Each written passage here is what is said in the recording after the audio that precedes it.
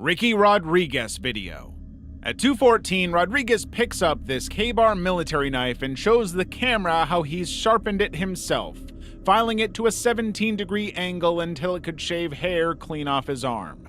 All over his Tucson kitchen table were weapons: guns, bullets, electric drill with duct tape around it, soldering iron, and Rodriguez just calmly explained what each one was for. Here's the thing about Rodriguez. Dude was born in '75 in Tenerife as David Moses Zerby, and right from day one, this cult called the Family International said he was their messiah. Like, literally, from birth. His mom, Karen Zerby, ran the whole thing, which used to go by Children of God back in the day. They wrote this massive book about his childhood, 762 pages long. They called it The Story of Davididito. That same book ended up being used as evidence in court when they were investigating the abuse. In the video, Rodriguez completely breaks down talking about what went down with kids in that cult. They were in the middle of a transition of normalizing pedophile behavior as well as incest. All the while they called it sharing the love of God. His voice cracks, he's fighting tears. People who escaped ended up in actual courtrooms telling judges the horrific stuff they witnessed. David Berg started this whole mess, and a British judge eventually ruled that, yeah, everything Berg did counted as systematic abuse. Rodriguez tried finding his mom for months. Problem was, she kept changing addresses, kept moving to different places, always hiding. But Angela Smith was different. She'd helped raise him back in the cult days and was still on their board. He found her and asked her to meet him. January 8th, Smith showed up at his place. Rodriguez went at her with that K-bar. He stabbed her multiple times. After that, he fled the scene, and while driving to California after, he called his wife and told her the most messed up part. Smith didn't even understand why Rodriguez was angry. She was literally dying and seemed genuinely confused, like she thought she'd been a good caretaker to him. Around 8:23, Rodriguez had laid it all out. 4 years of trying to be normal, and every single day just got worse instead of better. They had no real-world skills and barely managed to make it on their own. Due to the traumas he experienced as a child, Ricky developed severe depression and struggled because he had no idea how to survive in the outside world. January 9th, 2005, 2 a.m. at some irrigation office parking lot in Blythe, California, Rodriguez shot himself, but not before making sure that video, with all its dark confessions and accusations, reached the people who needed to see it. He'd already mailed copies to friends and former cult members. Ex-members say Rodriguez was number 31. That's how many kids from that cult killed themselves. And that video remains the darkest piece of found footage out there. Francis Elaine Campione. October 4th, 2006. Leo Campione uses his key to enter his ex-wife's Barrie apartment for a scheduled visit with his daughters. He found 3-year-old Serena and 19-month-old Sophia dead in the bathtub, and Francis unconscious from a pill overdose. Days before killing them, Francis had been filming the girls with her video camera. Serena, it's August 8th, 2006. Happy birthday to you. Happy birthday to you. Yay! What do you think, Sophia? You sing happy birthday? No? She was in a bitter custody battle with Leo and believed recording the kids would help her case. She'd made allegations of abuse against Leo, but investigations found no evidence.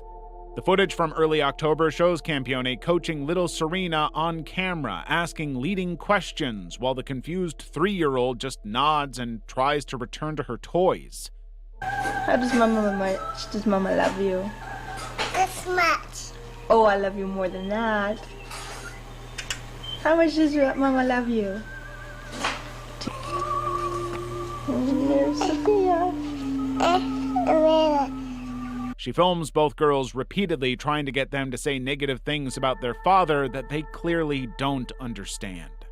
Deplorable, horrible, messy, filthy apartment that supposedly my 2 children and I live in, and it's just a horrible, horrible mess. Yeah.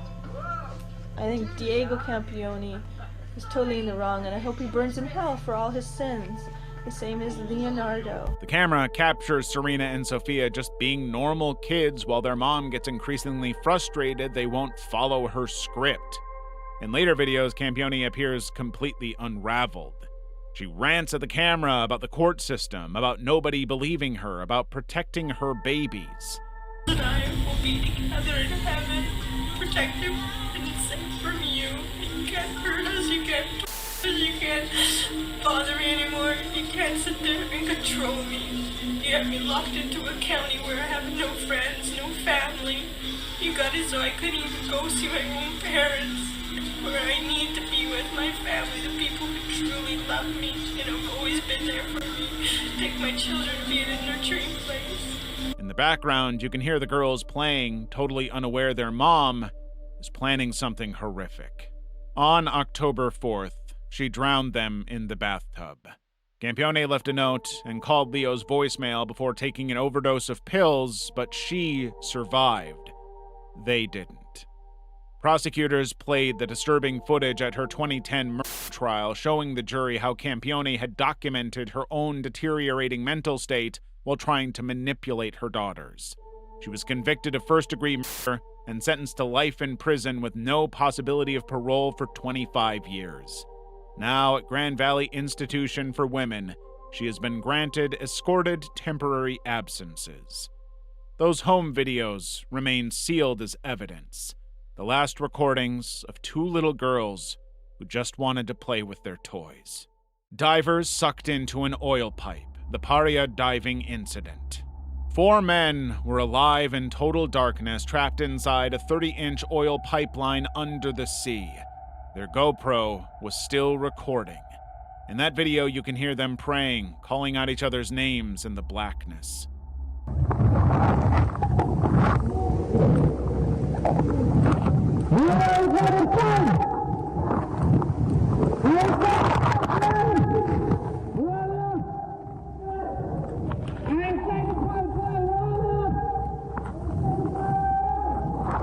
February 25th, 2022.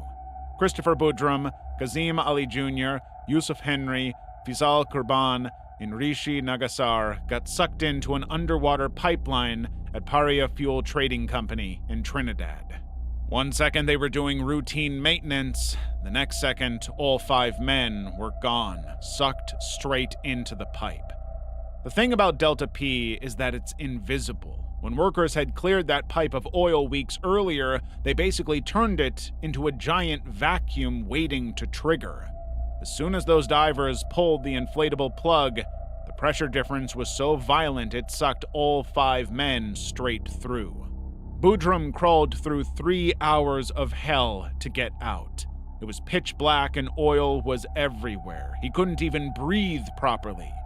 Faisal's son Michael pulled him out when he finally made it. It happened so fast, you couldn't react. After that, all I remember, I didn't even remember actually getting pulled in the pipe. I just remember going hurled through the pipe at unbelievable speeds. I couldn't hold my breath no longer, my throat. And you're holding your breath for too long, after a while, your body, your lungs just fight.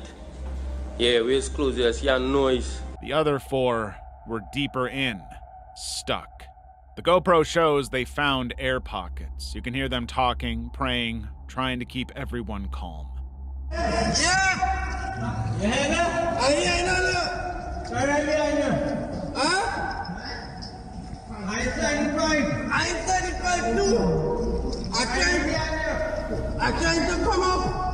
They were alive and conscious, waiting for help that never came, all because of Colin Piper, the terminal operations manager who refused the rescue mission, calling it too dangerous.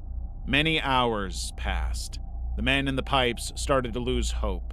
In the footage, their voices can be heard getting weaker and weaker, and then stop. All right behind you? You're right behind me? Yeah. You don't know when to come up?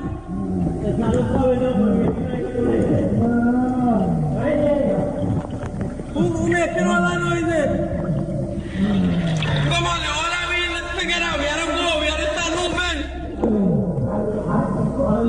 The most shocking part is that Paria admitted they had zero rescue plan. They actually said they had no legal responsibility to save them.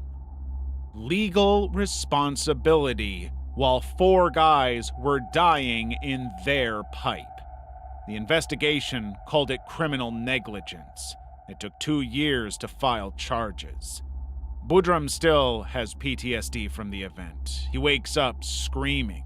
The families of the ones killed got nothing, not even an apology from Paria. The GoPro footage is proof. Those men were savable, but paperwork and cowardice killed them instead. Yuri Lipsky drowning. The blue hole in Egypt looks beautiful from above. Crystal clear water, perfect diving conditions. But 115 meters down, Yuri Lipsky's camera was still recording as he died. April 28, 2000. The 22-year-old Russian-Israeli diver thought he could handle the notorious dive site near Dahab. Locals called it the diver's cemetery because over 130 people have died there. Lipsky strapped on his camera and descended anyway. The footage starts normal enough. You can see him swimming down, checking his equipment at around 120. Other divers float past. Everything seems fine, but then he keeps going deeper and deeper. At 2:45 in the video, you can hear his breathing getting faster, more panicked.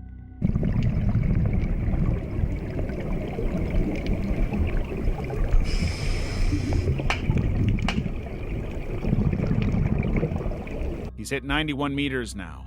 That's when nitrogen narcosis kicks in. Basically, you get drunk from the pressure, can't think straight. The camera shows him reaching for his buoyancy compensator, trying to inflate it, but his movements are clumsy and desperate.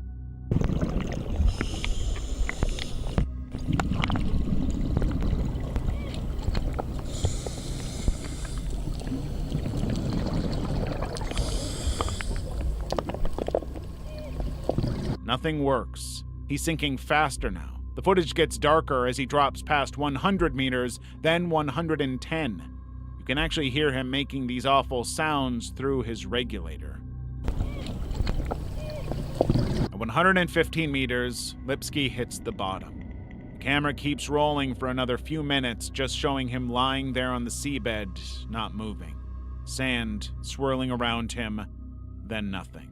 A diving instructor named Tarek Omar found the body the next day, camera still attached.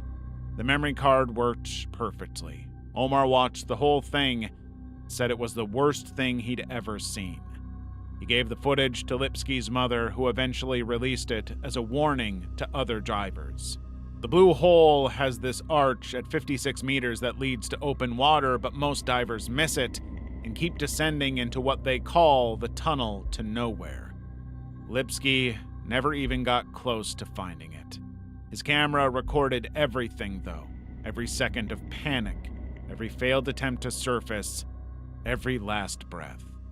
The footage is still on YouTube, but comments are disabled. Richard Ragland's GoPro. Rich Aloha was just looking for lost phones and jewelry when his metal detector went off. What he found under the mud was a GoPro that had been recording someone's death 2 years earlier. June 4th, 2017. Richard Ragland, 22, from Georgia, was swimming at Foster Falls in Tennessee when the current pulled him under. His friends watched him go under the waterfall, and he never came back up. The GoPro on his head went down with him. Fast forward to 2019, Aloha spots the camera buried in the muck during one of his treasure hunting dives. He didn't think much of it, finds cameras all the time, but when he got home and popped out the SD card, it still worked. The footage shows Ragland's last moments, swimming with friends near the falls, everything normal at first.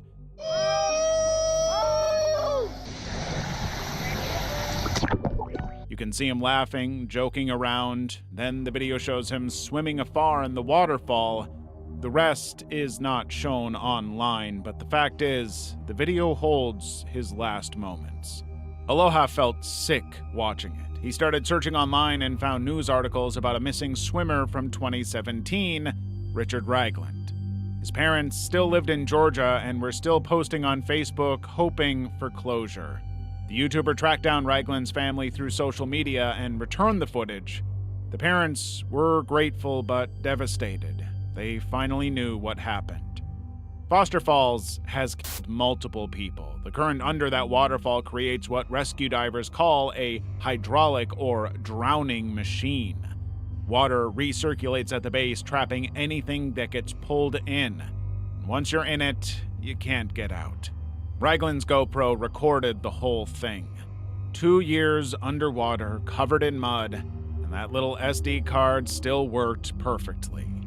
Aloha posted about finding it on his channel, but didn't show the actual drowning footage. He said some things shouldn't be on the internet. The family has the full video now. They've never talked about his last moments and want to remember Richard as the lively person he was.